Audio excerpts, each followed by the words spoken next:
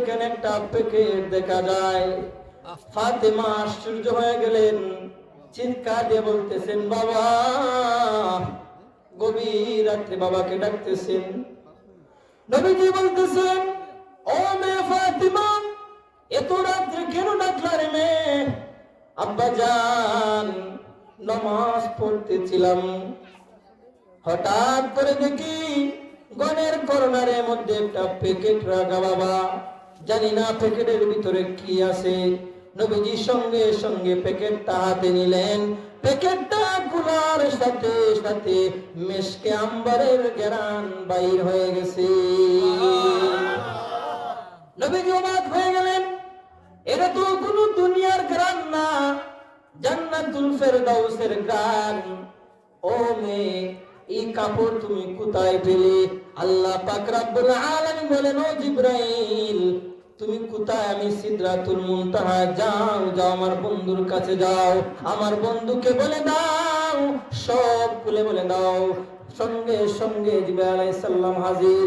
ইয়া রাসূলুল্লাহ, ইয়া হাবিবাল্লাহ, আল্লাহর নবী গো, আপনি শুধু ফাতেমাকে ফাতেমাই চিনেন, কিন্তু আপনি নবী জানেন না, এই ফাতেমা কিন্তু আল্লাহর সঙ্গে বন্ধুত্ব করে ফেলেছে। এই ফাতেমা সাধারণ ফাতেমা না, আল্লাহ আজকে ঘোষণা করে দিয়েছেন, ফাতেমা তু সাইয়্যিদাতু নিসাই আহলিল জান্নাহ। এই ফাতেমাকে আল্লাহ পাক রব্বুল আলামিন জান্নাতের মহিলাদের সরদারনি বানিয়ে দিয়েছেন। সুবহানাল্লাহ। হযরত ফাতেমা এই প্যাকেট কাপড়ের প্যাকেট পাওয়ার পরে হযরত জিবরাইল বলতেছেন, আল্লাহ তাআলা দিতে বাধ্য, কোনদিন কোনো কিছু চায় না। ফাতেমা আজকে একটা কাপড় পাঠাইছে, একটা কাপড় শুধু চাইছেন। আল্লাহ পাক রব্বুল আলামিন আমাকে দিয়ে জান্নাতুল ফেরদাউসের একটা পোশাক আমি জিবরাইল আসে দিয়ে গেলাম। আল্লামা জুলফিকার নকশবন্দি ওনার খুতবা তিনি আসেন। বিশ্ব নবী জনাব মুহাম্মদুর রাসূলুল্লাহ সাল্লাল্লাহু আলাইহি ওয়াসাল্লামের মেয়ে হযরতে ফাতেমা, হযরতে ফাতেমা রাদিয়াল্লাহু তাআলা আনহা, এই ফাতেমাকে আল্লাহ রাব্বুল আলামিন সাইয়্যিদাতুন নিসাই আহলিল জান্নাহ বানিয়েছেন। কি বানিয়েছেন? সাইয়্যিদাতুন নিসাই আহলিল জান্নাহ, জান্নাতের মহিলাদের সরদারনি। আল্লামা জুলফিকার নকশবন্দি ওনার খুতবা তিনি আসেন। যখন হযরতে ফাতেমা রাদিয়াল্লাহু তাআলা কিশোর বয়সের ছিলেন, কিশোর বয়সের ছিলেন, তখন আল্লাহ নবীর মেয়ে হযরতে ফাতেমা রাদিয়াল্লাহু তাআলা আনহার একটা ইহুদির মেয়ের সঙ্গে বন্ধুত্ব হয়ে গেছে। কার সঙ্গে? এই বন্ধুত্ব কিন্তু একদিন দুই দিনের না, দীর্ঘ এক যুগ ধরে সেই বন্ধুত্ব চলতেছে। হঠাৎ করে এই ইহুদির মেয়ে দেখতে এসে হযরতে ফাতেমা দিনের বেলা রোজা রাখে, আর রাত্র হয়ে গেলে আল্লাহর পায়ে সিজদা করে সালাত আদায় করে। হঠাৎ একদিন হযরতে ফাতেমা রাদিয়াল্লাহু তাআলা আনহার সেই বান্ধবী হঠাৎ করে ইহুদি মেয়ের বিয়ে ঠিক করে ফেলেছেন। কি ঠিক করেছেন? বলতেছে, ও মা, মোটামুটি তোমার বিয়ের বয়স হয়ে গেছে, এখন তোমাকে বিয়ে দেওয়া লাগবে। সেই ইহুদির মেয়ের বাবা কিন্তু শিল্পপতি ছিল। কি ছিল? মেয়ে বলতেছে, বাবা, আপনি আমার জন্য বিবাহ ঠিক করেছেন, বাবা আমি রাজি, তবে আমার শর্ত আছে বাবা। বাবা বলতেছে, মা কি শর্ত? বলে, বাবা, আমার জন্য আপনি বিবাহ ঠিক করেছেন, আমি বিবাহ করব কি করব না আজকের রাত্রে সময় দেন, আগামী কালকে সকালে আমি আপনাকে জানিয়ে দিব। সুবহানাল্লাহ। বাবা কি বলতেছে? বাবা, আগামী কালকে আমি আপনাকে জানিয়ে দেবো। কিন্তু বর্তমান সমাজে ছেলে মেয়েরা বলে, বাবা তুমি কি আমার বিয়ে ঠিক করো? আমি আমার বিয়ে ঠিক করে দিচ্ছি। ঠিক কিনা বলেন? ছেলে ছেলে বিয়ে ঠিক করে, মেয়ে বলে, বাবা আমার একটা বন্ধু আছে, ফাঁসপত সম্পর্ক, ওর সঙ্গে আমার সম্পর্ক, ওকে আমি বিয়ে করবো, না করলে বাঁচবো না। কিন্তু ইহুদি মেয়ে বলতেছে, বাবা বিবাহ ঠিক করেছেন, আমার কোনো আপত্তি নাই, তবে আজকে রাতের সময় দিন, সকাল বেলায় ইহুদি মেয়ে দৌড়তেছে। হযরতে ফাতেমা রাদিয়াল্লাহু তাআলা আনহার কাছে দৌড়ে, ও ফাতেমা, তুমি আমার বান্ধবী, 12 বছর ধরে তোমাকে আমি চিনি রে ফাতেমা, আমি জানি ও ফাতেমা তুমি কোন সময় আমাকে খারাপ উপদেশ দিবে না। কি দিবে না? খারাপ উপদেশ দিবে না। ও ফাতেমা, আমার বাবা আমার জন্য বিবাহ ঠিক করেছেন, বলো ফাতেমা আমি কি বিয়ে করব কি করব না? চিন্তা করতেছে। বান্ধবীকে জিজ্ঞেস করতেছি, বান্ধবী করব কি করব না? বান্ধবী বলে, ও বান্ধবী, আমি মুসলিম, তুমি ইহুদি, তোমার বাবা তোমার জন্য বিয়ে ঠিক করেছেন, তোমার বাবা যেহেতু বিয়ে ঠিক করেছেন তুমি রাজি হয়ে যাও। মেয়ে বলতেছে, ও ফাতেমা, রাজি হতে পারি, কিন্তু আমার শর্ত আছে রে ফাতেমা। ফাতেমা বলে, ও মেয়ে, ও আমার বান্ধবী, শর্তটা কি বলে ফেলো। ও ফাতেমা, আমি বিবাহ করতে রাজি রে ফাতেমা, শর্ত হলো আমার বিয়েতে তোমাকে অবশ্যই আসতে হবে। সুবহানাল্লাহ।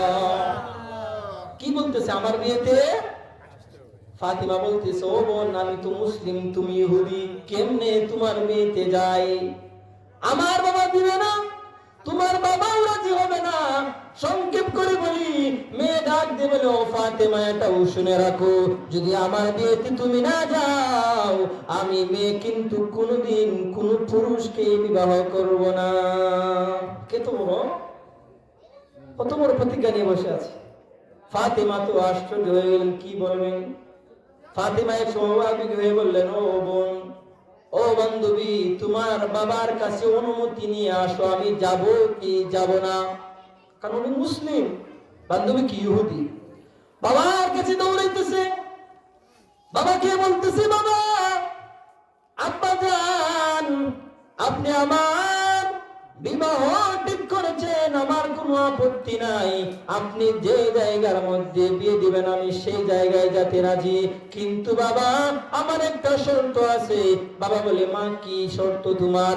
ও বাবা, আব্দুল্লাহ ইবনে মুহাম্মদুর রাসূলুল্লাহ সাল্লাল্লাহু আলাইহি সাল্লামের মেয়ে ফাতেমাকে আমার বিয়েতে ইনভাইট করতে হবে, আমার বিয়েতে তাকে দাওয়াত করতে হবে। বাবা তো সব কপাল উঠে গেছে, মেয়েরে কি বলো, আমরা ইহুদি, ওরা মুসলিম, আমি শিল্পপতি, কোটি কোটি টাকার মালিক আমি, ওরা তো 2 বেলা খেতে পারে না, ভালো কোনো জামা নাই, মাসের পর মাস চলে যায়, ঘরের মধ্যে কোনো খাবার নাই, সপ্তাহের পর সপ্তাহ চলে যায়, চুলার ভিতর আগুন জ্বলে না। ও মেয়ে, সে কিভাবে তোমার বিয়েতে আসবে, ভালো কোনো জামা নাই? মেয়ে বলে, আব্বা জান শুনে রাখেন, আমি কিন্তু প্রতিজ্ঞা করেছি, ও বাবা, যদি ফাতেমাকে আসতে বাধা দেন, যদি আমাকে আসমান থেকে চন্দ্র আইনা হাতের মধ্যে দেন, আমি কিন্তু কোনদিন বিবাহ করব না। সুবহানাল্লাহ। কি বলতেছে? যদি ফাতেমাকে আসতে বাধা দেন তাহলে আমি বিবাহ করব না। বাবা কি করবেন? একটা মাধ্যমে কোটি কোটি টাকার মালিক, সমাজের ভিতরে মুখ দেখাইতে পারবো না যদি মেয়েকে বিয়ে দিতে না পারি। বাবা এক সময় কি করবেন? নিরাশ হয়ে বললেন, মারে, তোমার বান্ধবীকে আমি বিয়েতে আসতে অনুমতি দিতে পারি, তবে একটা শর্ত আছে। বাবা, শর্ত কি? যদি মুহাম্মদের মেয়ে তোমার বিয়েতে আসে, অবশ্যই তাকে একটা সুন্দর জামা পরে আসতে হবে, নতুন জামা পরে আসতে হবে। যদি নতুন জামা না পরে আসে, ও মেয়ে ফাতেমা কিন্তু তোমার বিয়েতে আসতে পারবে না, তোমার বিয়েতে আসতে পারবে না। মেয়েটা শুনে খুশিতে দৌড়ে গেল ফাতেমার কাছে। ও ফাতেমা, ও বান্ধবী, বাবা রাজি হতে চায় না, অনেক অনয় বিনয় পর রাজি করেছি, শর্ত দিয়েছি এবং শর্ত কি? বলেছে বাবা, যদি তুমি আমার বিয়েতে যাও অবশ্যই সুন্দর একটা নতুন জামা পরে যেতে হবে। ফাতিমা কান্না করতে লাগলেন, ও বোন, আমি মেয়ে হওয়ার কারণে বাবার সঙ্গে ইসলামের দাওয়াত দিতে পারি না রে বোন। তোমার বাপ দাদা প্রতিদিন আমার বাবাকে গালি দেয়, মোহাম্মদ পাগল, মোহাম্মদ পাগল বলে। আমি মেয়ে হওয়ার কারণে বাবার সঙ্গে দাওয়াত দিতে পারি না রে বোন। ও বোন, যার চুলার মধ্যে সপ্তাহের পর সপ্তাহ চলে যায়, আগুন ধরে না, যার ঘরের ভিতরে মাসের পর মাস যায়, ঘরের মধ্যে কোনো খাবার থাকে না, আমি ফাতিমা কেমনে রে নতুন জামা পরে তোমার বিয়েতে যাব? ও বোন, আমি তোমার বিয়েতে যাইতে পারবো না রে বোন। ও বোন, আমার বাবা সারাদিন দাওয়াত দিয়ে আসেন, রাত্রেবেলা যখন আমার বাবা ঘরে আসেন খাবার থাকে না, খেজুরকে পানিকে আমার বাবা ঘুমিয়ে পড়েন রে। ও বোন, তোমার বাবাকে বলো আমি আমার শর্ত রাখতে পারবো না, তোমার শর্ত আমি রাখতে পারবো না রে বোন। ও বোন, তুমি বেজার হইও না, আমি তোমার বিয়েতে যাইতে পারবো না। নতুন পোশাক আমি কেমনে পাইবো? যার ঘরে মাসের পর মাস যায়, খাবার থাকে না, সপ্তাহ পর সপ্তাহ যায়, ঘরে চুলায় আগুন ধরে না, সে কেমনে নতুন জামা পাইবে? কেমনে পাইবে নতুন জামা? মেয়েটা বলতেছে, ও ফাতেমা, নিরাশ হইও না, আমি দেখি তুমি দিনের বেলায় রোজা রাখো, রাত্র গভীর হয়ে গেলে তুমি আল্লাহর পায়ে সেজদা করো রে বোন। আমি বলতেছি, তুমি যে রবের নামে রোজা রাখো, যে রবের পায়ে সেজদা করো, ও বোন, আমি বলতেছি তোমার সেই রব তোমাকে ঠকাবেন না। সুবহানাল্লাহ। ইহুদি মেয়ে বলতেছে, ও ফাতেমা, নিরাশ হই না, তুমি যে রবের সঙ্গে প্রতিদিন রাত্রে কথা বলো, রাত্র হয়ে গেলে সেজদা করো, দিন হলে রোজা রাখো। ফাতেমা তো আশ্চর্য হয়ে গেলেন, ঠিক বয়সে আমি তো আমার আল্লাহর সঙ্গে কথা বলি। ফাতেমা বলতেছেন, ও বন্ধু, তুমি বলতেছো আমি তোমার বিয়েতে যাই। ও ফাতেমা, ও ইহুদি বোন, আমার বান্ধবী, যাও তোমার বাবাকে বলে দিও আমি ফাতিমা বলেছি, আমি ফাতিমা তোমার বিয়েতে আসবো। এই দুনিয়ার কোন জামানা, দুনিয়ার সব চাইতে দামি পোশাক পরে আমি ফাতিমা আসবো। সুবহানাল্লাহ। তাকবীর। আল্লাহু আকবার। ইনশাআল্লাহ। ইয়া রাসূলুল্লাহ। হযরত তাহরি সাহেব জিন্দাবাদ। এই মেয়েটা তো খুশি হয়ে গেলেন। হযরত ফাতিমার কথা শুনে মেয়েটা দৌড়ে বাবার কাছে বলতেছে, আব্বা জান, ফাতিমা কথা দিয়েছে পৃথিবীর সবচাইতে দামি পোশাক পরে আসতে, বাবা আসতেছে, কেমনে জামা পাইব? যার ঘরে খাবার নাই, চুলায় আগুন ধরে না, কেমনে নতুন জামা পাইব? বাবারা, মা বোনরা শুনেন কি বলতেছি। বিয়ে ঠিক হয়ে গেল। সংক্ষেপ করি, বিয়ের আগের দিন হযরতে ফাতিমার কাছে মেয়েটা আসলো, বলতেছো, বোন, কাপড়ের কি কোনো ব্যবস্থা করেছো? না না, কোনো ব্যবস্থা করি নাই রে বোন। ও বোন, আমার বিয়েতে কিন্তু আসতে হবে। ফাতিমা বলল, অবশ্যই আসবো। রাত্র যখন গভীর হয়ে গেছে, ঠান্ডা পানি দিয়ে ফাতিমা ওযু করলো, যাই নামাজটা বিছায়া আল্লাহর কুদরতি পায়ে নামাজ পড়তে লাগলো।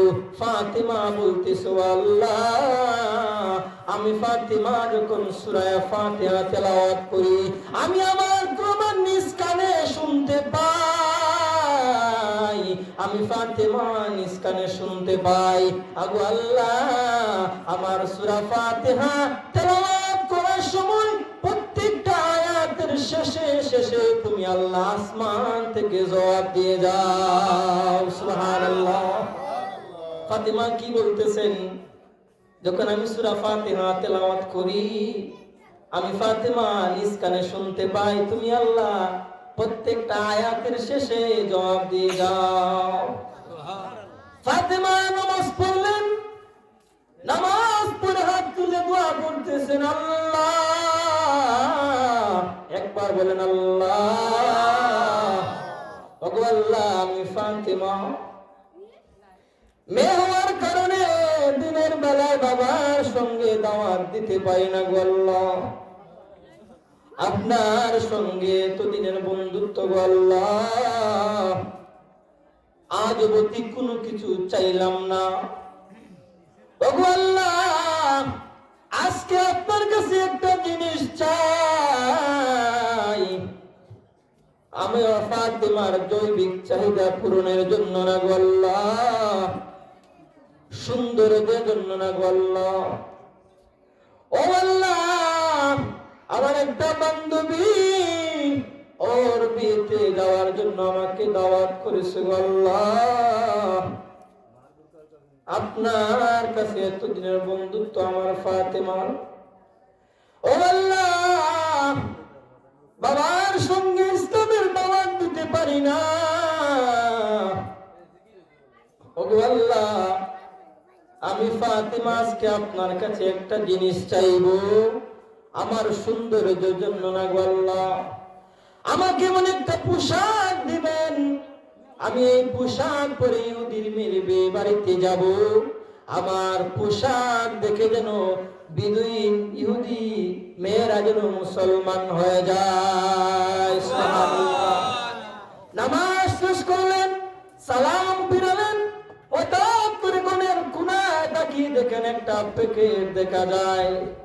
ফাতেমা আশ্চর্য হয়ে গেলেন, চিৎকার দিয়ে বলতেছেন, বাবা। গভীর রাত্রে বাবাকে ডাকতেছেন। নবীজি বলতেছেন, ও মেয়ে ফাতেমা, এত রাত্রে কেন ডাকলা রে মেয়ে? আব্বা জান, নামাজ পড়তেছিলাম, হঠাৎ করে দেখি গনের কর্নারের মধ্যে একটা প্যাকেট রাখা বাবা। জানি না প্যাকেটের ভিতরে কি আছে। নবীজি সঙ্গে সঙ্গে প্যাকেটটা হাতে নিলেন। প্যাকেটটা খোলার সাথে সাথে মেশকে আম্বরের ঘ্রাণ বাইর হয়ে গেছে। নবীজি অবাক হয়ে গেলেন, এটা তো কোনো দুনিয়ার ঘ্রাণ না, জান্নাতুল ফেরদাউসের ঘ্রাণ। ও মেয়ে, এই কাপড় তুমি কোথায় পেলে?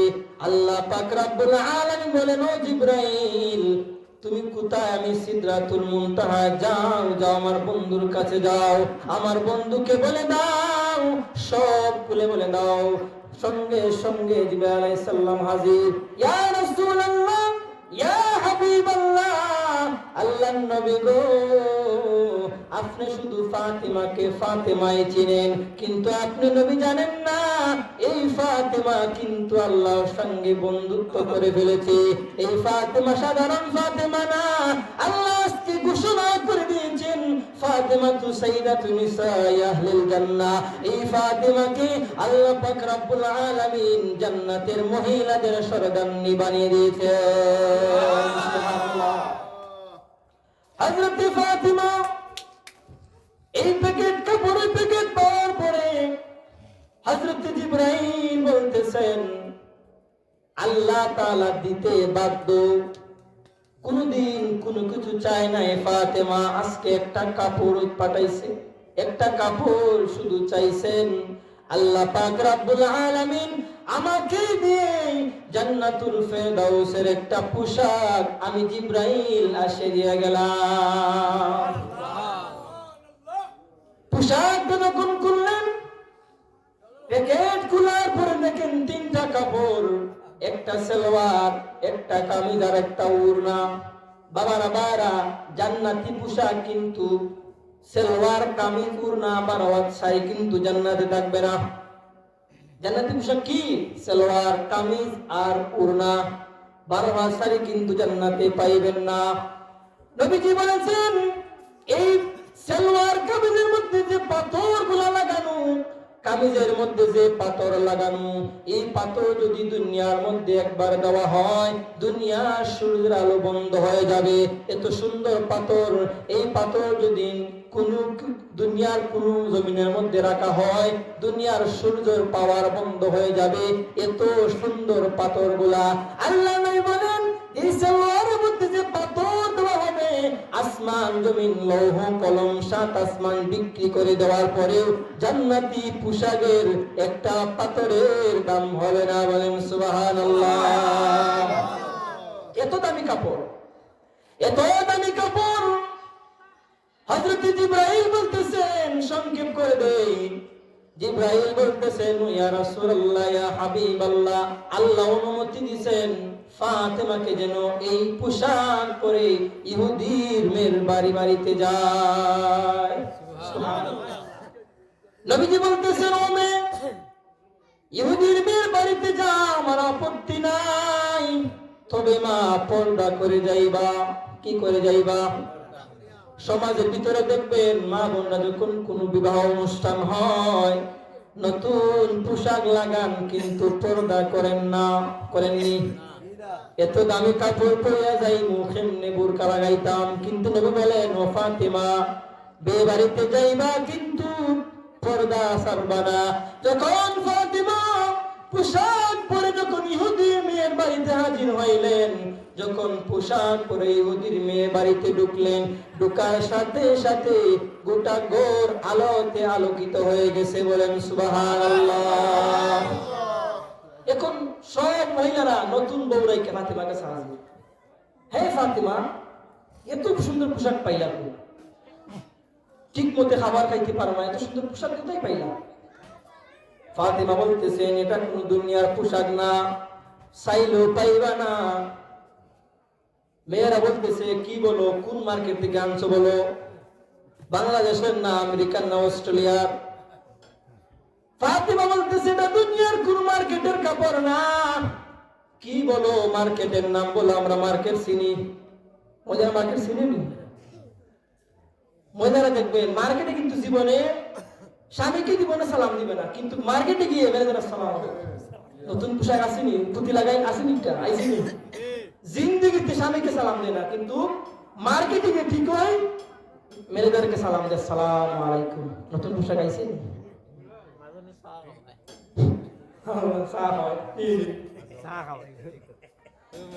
হযরত ফাতেমা ইহুদির মেয়ের সামনে বলতেছেন, ও বোনেরা, এই কাপড় তোমরা চাইলেও পাইবা না। মেয়েরা বলতেছে, তো সুন্দর কাপড় দিন দেখিও নাই। বলতেছে, বলো, মনে হয় নিজের কিডনি বিক্রি কইরা পোশাক লইমু, বাপ দাদা সম্পত্তি বিক্রি কইরা হয় না, এই পোশাক লইতে হবে। ফাতেমা বলতেছে, ও বোন, শুনে রাখো, সমস্ত সম্পত্তি বিক্রি করলেও তোমার কিডনি বিক্রি করো, কিন্তু এই পোশাক দুনিয়ার কোন মার্কেটে পাইবা না। মহিলারা বলতেছে, ও ফাতেমা, তাহলে কোথায় পাইব রে বোন? ও বোন, এই পোশাক কোথায় পাইব? হযরত ফাতেমা রাদিয়াল্লাহু তাআলা ডাক দিয়া বলেন, ও বোনেরা, এই পোশাক পাইতে হইলে সিরাতে মুস্তাকিমের পথে আসতে হবে রে বোন। ও বোন, এই পথটা কেমন আমি সংক্ষেপ করে দেই। হযরত ফাতেমা রাদিয়াল্লাহু তাআলা বলতেছেন, ও বোনেরা, এটা দুনিয়ার কোন পোশাক না রে বোনেরা, দুনিয়ার কোন পোশাক না, এটা কুদরতি পোশাক, এটা জান্নাতুল ফেরদাউসের পোশাক। মহিলারা বলতেছে, জিন্দেগিতে কোনদিন মার্কেটের নাম শুনি নাই, জান্নাতের নাম শুনি নাই। ও ফাতেমা, সত্যি করে বলো, এই কাপড়টা তুমি কিভাবে পেলে? হযরত ফাতেমা বলতেছেন, ও বোন, এই পোশাক পাইতে একটা কার্ড, একটা প্রবেশপত্র লাগবে রে বোন। প্রবেশপত্র কি?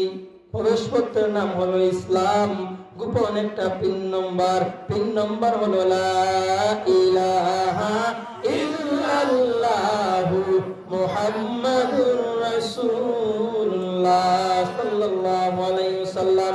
ও বোনেরা, যদি ইসলাম কবুল করতে পারো তাহলে তোমরা একটা পিন নম্বর পাইবা। এই পিন নম্বর পাওয়ার পরে একটা রাস্তা পাইবা, সিরাতে মুস্তাকিম। এই রাস্তা দিয়ে চলতে পারলে আল্লাহ পাক রব্বুল আলামিন জান্নাতুল ফেরদাউস একটা মার্কেটের দোকান দিবেন। এই মার্কেটের ভিতরে জান্নাত, জান্নাতের ভিতরে যে মার্কেট দি দোকান, এই দোকানের নাম হলো জান্নাতুল ফেরদাউস। যদি সিরাতে মুস্তাকিম নামক পথে চলতে পারো তাহলে সেই মার্কেটের মালিক তোমাকে মার্কেটের মালিক বানায় দিবে। বলেন সুবহানাল্লাহ। হযরত তারিক ইবনে জারির তাবারিতে লিখেন, সেদিন হযরত ফাতেমা রাদিয়াল্লাহু তাআলা আনহুর পোশাক দেখে 300 থেকে 400 জন মহিলা কালিমা পড়ে মুসলমান হয়ে যায়। নবীজি কি বলেছেন? সাল্লু ফিল লাইলি ওয়ান নাসু নিয়াম। রাত্র গভীর হয়ে গেলে 2 রাকাত সালাত আদায় করুন।